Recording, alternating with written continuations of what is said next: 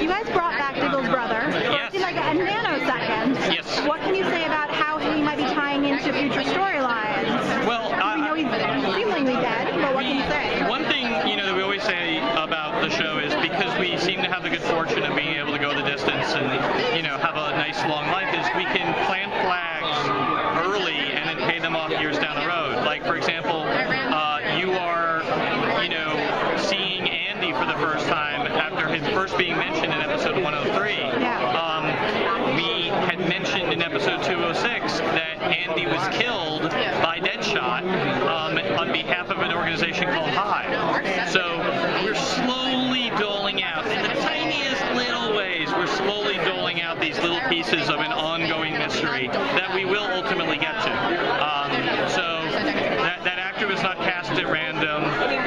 We will be doing more flashbacks. He was cast with the understanding that we wanted him to return because we have to tell that story. We have to tell the story of why did Hive want this man, Andy Diggle, killed?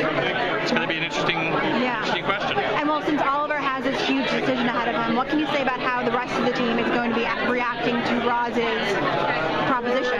Well, I think the rest of the team has a fairly reasonable response, which is, what the hell are you thinking? Like, of course you're not going to take, I think Dig has a line, what did Roz do when you told him what you could do with his arm? Or where he could shove his arm? But the thing is, what they don't understand is, Roz's offer came along with a very compelling sales pitch. And that sales pitch has Oliver really on the fence. You will find out what he decides by the end of this episode 16, but it's a real decision, and there's good arguments on both sides, surprisingly good arguments. What seemed like a crazy idea at the end of episode 15, by the end of the first